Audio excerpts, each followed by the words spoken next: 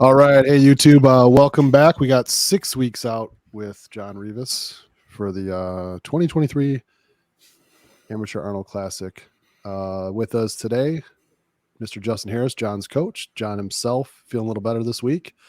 So ready to unpack the 6-week progress check-in. As always, be sure to comment in the comment sections, put your questions in there. Turn on notifications so you get all the alerts as we post pretty much daily content here on the channel, as well as be sure to like and subscribe.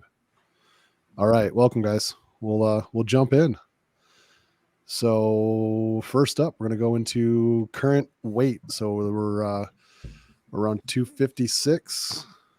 Got some 5s on a scale from 0 to 10, rough and tough. Looks like that's not accurate. I actually training's been a 10. Training's a 10. Training's a 10. Yeah. We energy. I felt, I would say last Monday, it actually turned out to be like a stomach bug. Every time I ate, it was coming back up. So like by the time I felt better 2 days later, I felt like I could run a half marathon. So perfect.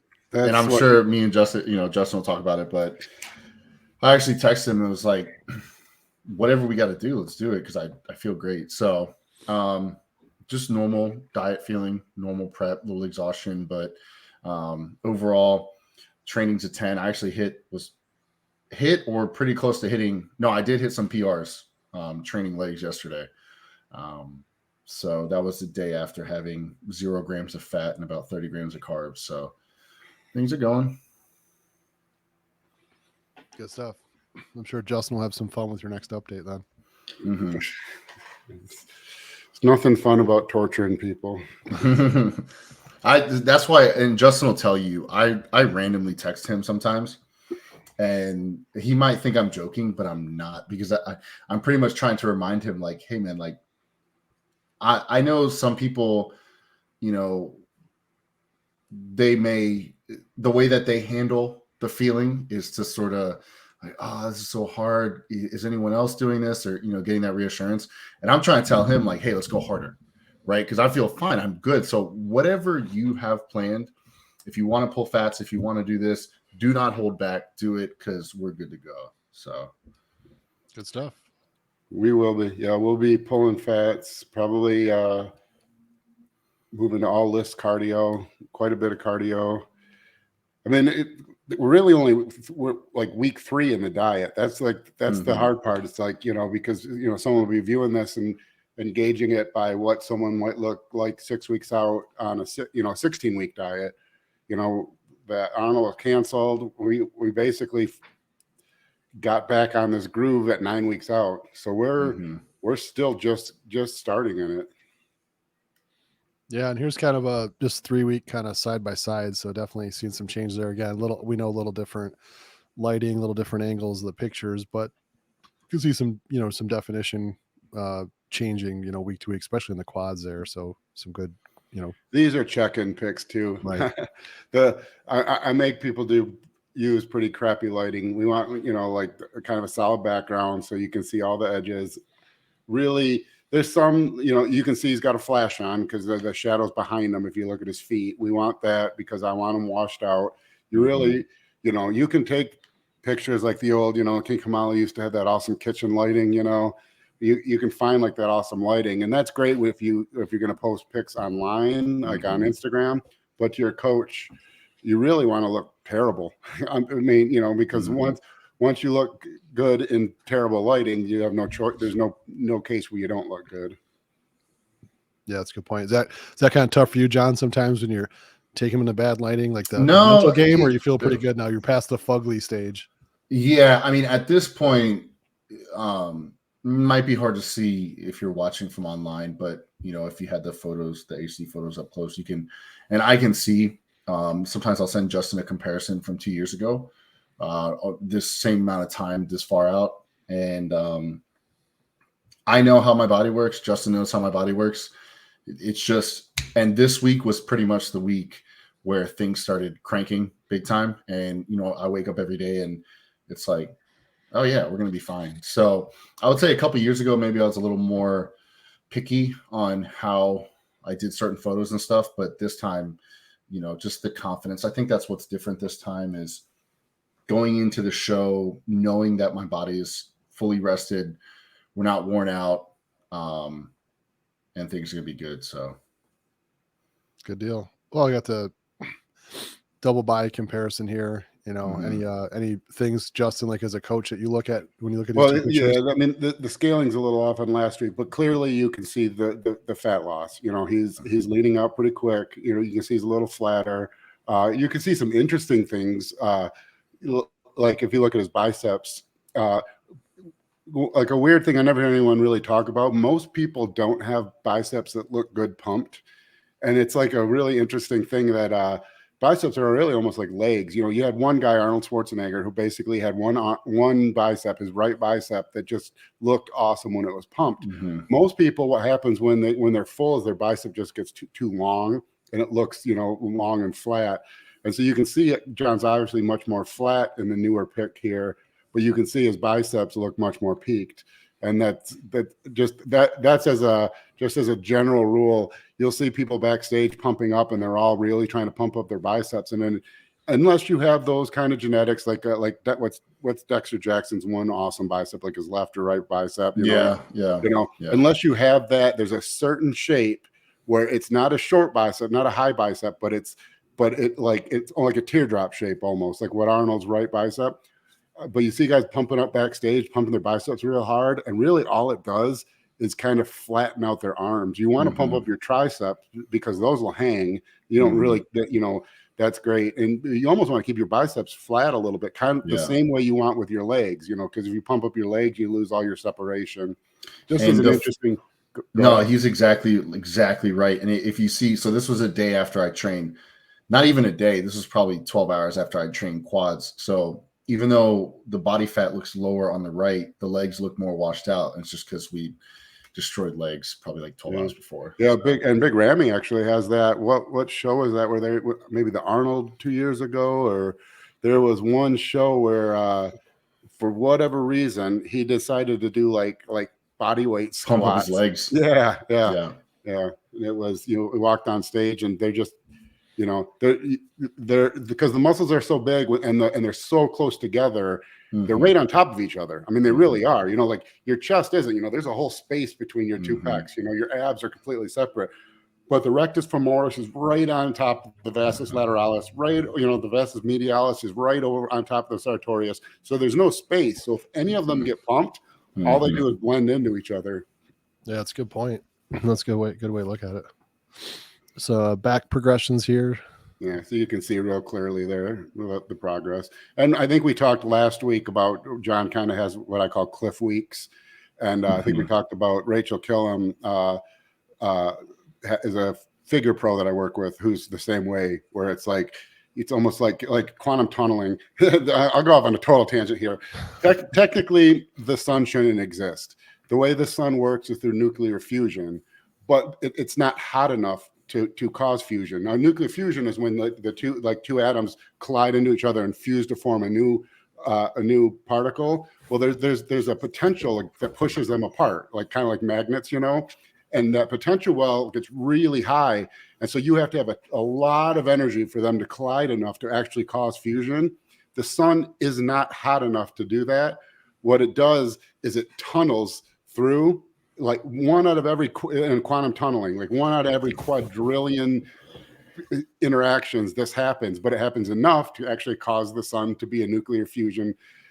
So the point of that is that's kind of what John is like, he just like keep running into the wall, and then we have a cliff week, and then it's like one day later he'll wake up and we're on the other side of the wall, almost like quantum tunneling. I know Justin hates it. I know he talks about a prep from a couple of years ago where, oh my God, I think it was like up to 4 weeks out. He's like, oh, we're not going to be ready. And then I just send him like a check-in one day and he's like, was it like, how did this happen within a week? But yeah. And so, yeah, and we talked about it last week on the vlog also. I think this will 6 weeks out. This week, I'm expecting will probably be his cliff week. So I think what you'll see, the set of pics next week, we'll start seeing the lower back end much sharper. I mean, his upper back's already starting to separate. He's getting some lines in his hamstrings. His glutes are actually much better than I would have expected at this point, because that's historically been been his problem area. Mm-hmm. So, but I think anyone watching, if you follow along next week, I think this is going to be our cliff week where we quantum tunnel through the wall. Yeah, I think so too. Good deal. Same thing here. Some, looks like, I think last week you're talking about the shoulders and the chest. You can kind of definitely see some deeper separation and, roundness from the 3 weeks. Yeah. So that's kind of the weird thing, is because people are their worst judge of themselves. And like everyone does their first contest and they say they were holding water when they were just fat. And then they go and pig out and they go to work out the next day and they say they look better the next day in the gym than they did on stage. And they don't. They, in their mind, they look better because what they're looking for are the things that, like what looks good in a gym mirror. And so you can see like his shoulders here are obviously they're. So we talked last week, the middle picture compared to the first picture, you can see the fat loss changes and that he was flatter in the middle picture, but you can see the separation between his shoulder and his triceps and bicep. You can see his brachioradialis and starting to pop out. Well, this week now you kind of get, he's a little bit fuller throughout everything, but you can really start to see the difference in his shoulders, his pecs. You can see the striations starting to come up in his pecs. You can see that his abs are now like, there's more than just the abs, more than just the rectus abdominis, which is like the six pack. Now you can see the intercostal starting to come in. His legs are we're doing a lot of cardio. His legs are not going to be sharp at any point right now. We'll probably have to back that down the last week before they finally come up. But we're doing basically a 16-week prep in 9 weeks. So his legs are going to be mega inflamed, but you can really see it start to come together now. His shape for sure, the overall, like his silhouette is definitely improving. And then again, for the biceps, you can kind of see once again, he weighs 20 pounds less or whatever in the far right picture, but if you look at his arms, they look bigger because that same thing that what shapes that roundness with the bicep. And so you can, sorry, if you go back real quick, why I will like emphasize the tricep pump and stuff so much. So if you can see he's got like his delts are round, or if he leaves his biceps flat there and then gets a good pump on his outer head of his tricep on both arms there, you can see just how much more dramatic that pose has. So when you're pumping up, like anyone listening to this, you really need to be selective. Don't pump up what makes your good poses look better, because they're going to look good no matter what, and don't pump up the air. Like John's delts, he's as wide as anybody, So him, that's like Marcus Rule spending the whole time pumping up his delts, But now if John was backstage and he's got his triceps, his outer tricep pumped up and they're rounding out there, you're going to have shoulder, outer tricep, and that adds like a ton of impact to the physique for pumping up one of the three heads of the triceps. What's actually a funny side note about that is, as you progress as an athlete in bodybuilding, it becomes less about just getting big and more about what's my weakness. And I did not, this is a 100% truth statement. I did not train shoulders for about 8 months. Because as soon as I start touching them, they just boom, they just explode. So that was something I realized, like, all right, this off season, they overpowered so much before that. I think not training them for a long time and then just, because I understood that as soon as I do, they're just going to blow up. So it looks a little better this time. All right, good deal. We got the meal plan here. So the low day, all tens, a lot of veggies on the low day. Yeah, those are really zero carb meals. I mean, it's just it's a rabbit starvation diet. He basically gets 10 grams of carbs from like broccoli, just to put a cap on it. But they're more or less zero carb meals. I mean, he's just basically eating lean meat and a couple of veggies on his low days. Those are rough, and he doesn't have much more on any other day. We pulled the intra workout out on medium day. So he's only at 150 grams of carbs, counting 30 grams from vegetables. So he's really only about 122 grams of carbohydrates and then no added fat. And that's added fat. Now, this isn't total macros. These are direct macros.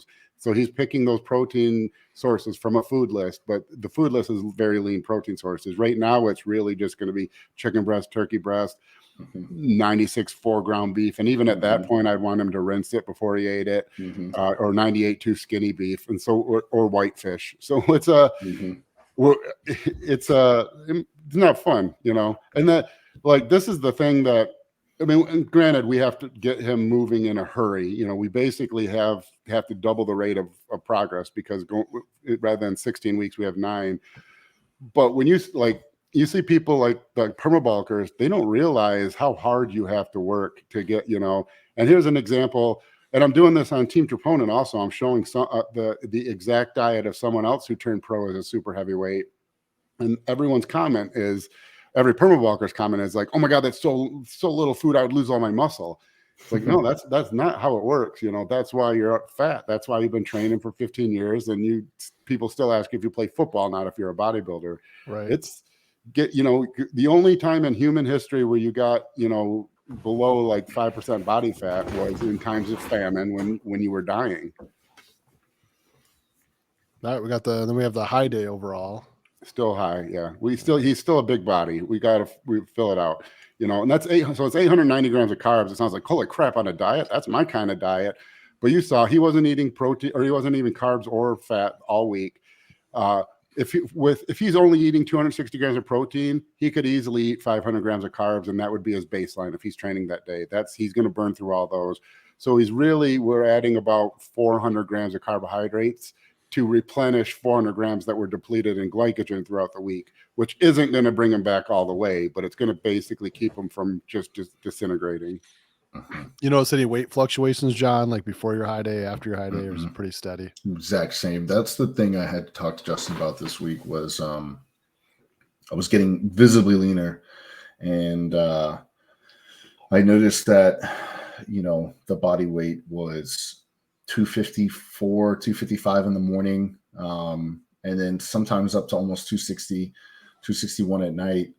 But Justin went into good explanation last week, talking about the fluctuations of someone my size. And Justin's seen me before, where he was with me at one of my first shows, and he was taking a look over, and I was holding a ton of water.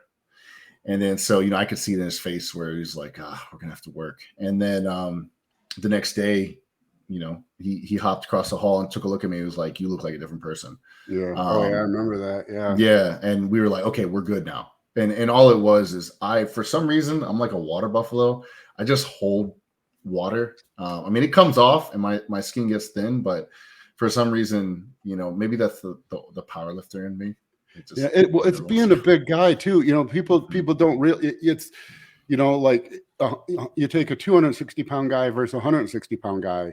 It's not just like, you know, oh, he's got twice as much muscle. It's no, you know, you have basically the same bone size. You're basically the same organ mass, and so all of that extra weight. It's not just 50% of that extra weight. All of that extra weight is really hydrated tissue. You know, it's muscle, which fluctuates like crazy, you know. And so it's and then you add in the fact that what we're doing on the very high days are, you know, 900 grams of carbohydrates, and so insulin is a mild diuretic, you know, so you're peeing like crazy on that day. But even weirder, it increases sodium reabsorption, so your kidneys are learning to try to hold on to sodium. Why do they need to hold on to sodium? Because we got to store glycogen, so it knows that's what's going on.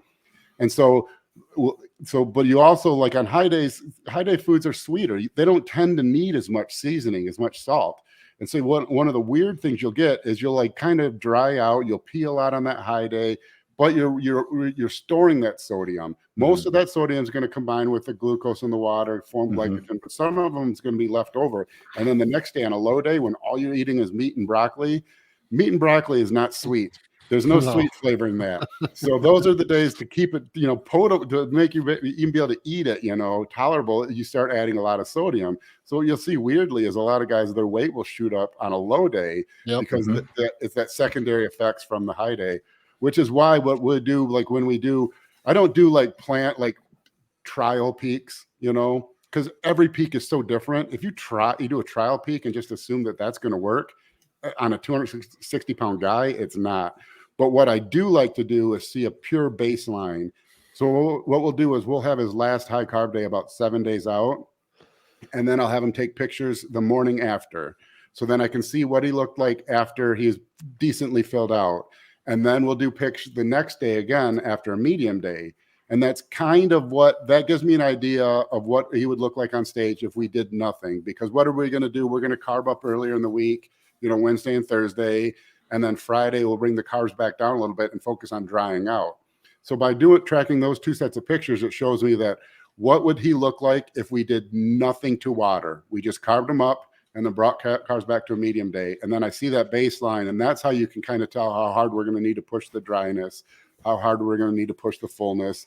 And that's really about as much as I see people doing the trial peaks. And if you ever notice, the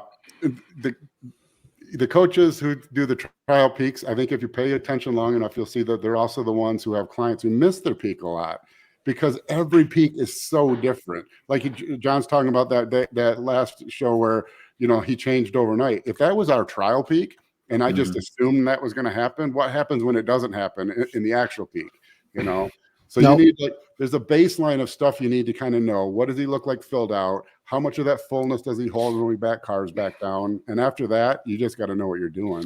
I'm curious to know too, Justin. So do you ever look back at the pictures from the week before, or do you just kind of have that mental note? I look back, but you'd be amazed how well, I don't know if I know I have a very visual memory, but the pictures you showed me, I know the exact scaling.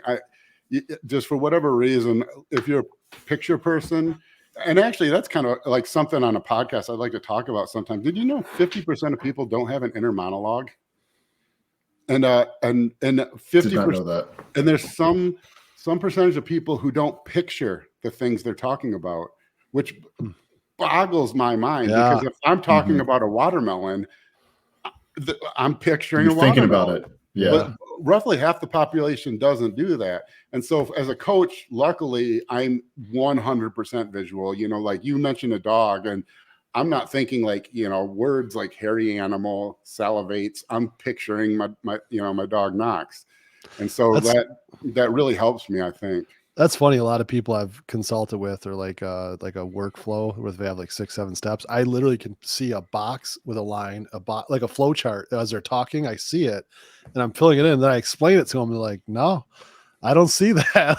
I'm like, well, let me draw it. I don't understand. I'm like, yeah, I'm so visual. Between this box and this box, someone didn't communicate to someone. That's why this process screwed up. I'm batch. I batch process these too, into groups. There's this, and once I can batch it into that, then it's there forever. And I know all the other batches that point to it. And so you get really, for me, that's a real helpful way because nothing's on an island. I'm not memorizing something. I'm knowing all this stuff we've been talking about, John, about when I'm correlating things. It's what time of day, when you talked about dropping the water overnight, I can picture walking across the hall. I can picture, roughly what time of year it was. What one of them was the water pictures were the night before. And I can remember, there was traveling that he was doing in the day before that. And so when you're not memorizing just random things, but you kind of have this these visual ideas of stuff, I think it really helped. I mean, it's the only way I know how to think, but I can't imagine how people have thoughts on an island like that, especially without visualizing it. All right, I think we're winding down here. We got the training. Did the cardio change at all? I know we went to all lists. Okay. I don't have guys do HIIT when they're in that. I mean, I don't want to say I don't, but typically you're not going to get any high intensity out of a 260-pound guy with no fat and no carbs.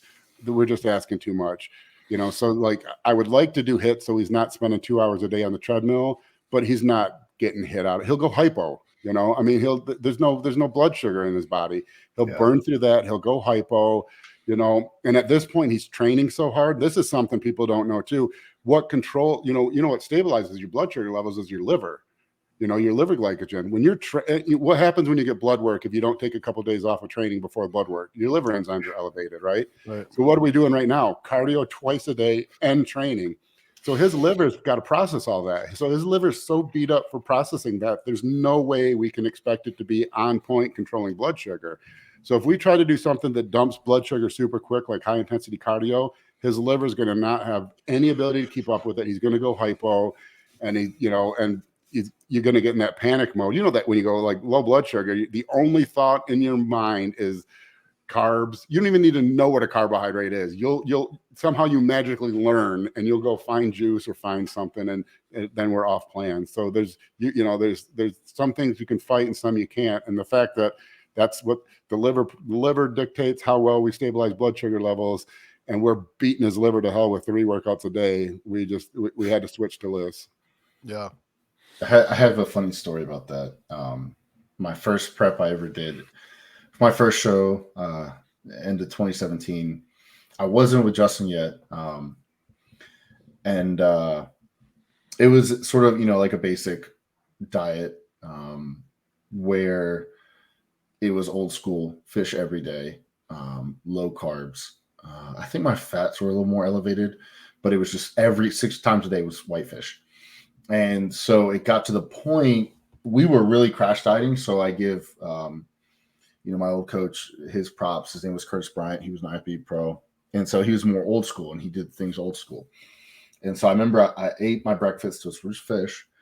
And then I went to sleep and I woke up. And as soon as I woke up and stood up, I went hypo and I was about to pass out. And so now I'm pretty much crawling through the house I was renting at the time. And I go to my kitchen. I'm like, okay, I just need carbs. I just need orange juice. Well, I look at it and I'm like, shit, we're like 3 weeks out. Okay. I slam it. Now I start going, my idea is, okay, this was probably the first time it ever happened this bad. So I'm sort of freaking out. And I'm like, okay, I'm going to unlock the door. I'm going to call 911 and I'm going to pass out on the floor. Because I'm like, oh, it's about to go now. And then I realized in my head, oh shit, they're gonna come with IVs and give me glucose or whatever. And I'm like, I can't ruin this. I've worked too hard. So I go into the bathroom and I turned on the shower and I sat on the toilet and I aimed the shower head down. I was like, if I fall, I'll fall into the shower and it'll just wake me up, or it'll drown me, or I'll waterboard myself. So luckily I passed out like this on the toilet and I woke up, the shower was still running. I hadn't fallen over anything like that. So that was one of those experiences of going. Mike Morris had an experience that he told one time with that, where prepping for the Olympia, something similar happened, but I guess he was in a public space and they called the ambulance and they woke up and he could feel them trying to give him an IV of saline, water. So he panicked, he ripped it out, jumped out of the back of the ambulance and took off running, and they don't know, this drug addiction, what's going on, and they finally, they must have had his wallet still or something. They tracked him down to his house and they opened the door and he was eating oatmeal, trying to explain to him that he was just going hypo and he couldn't let you put salt water into his veins. Yeah. Yeah. Funny times, but yeah. All right. Well, I think that does it for the week 6 update. So exciting times. Looking forward to that. What was it called again? I was going to call it a Cliff Week. But Cliff Week. Yeah. Is that it? Okay. We got to make a better name. Can we brand it? Didn't we call it something else though? What does the sun do again? Quantum tunneling week. Quantum tunneling. The quantum tunneling week. So yes. John, good luck in the quantum tunnel this week. Yeah, it's happening right now. All right. And for all the viewers out there, thanks again. Be sure to comment, like, subscribe, and turn on notifications. We'll have each week as we progress along through. Much, much more content coming to you daily on the First Detachment channel. We'll see you. Have a good night.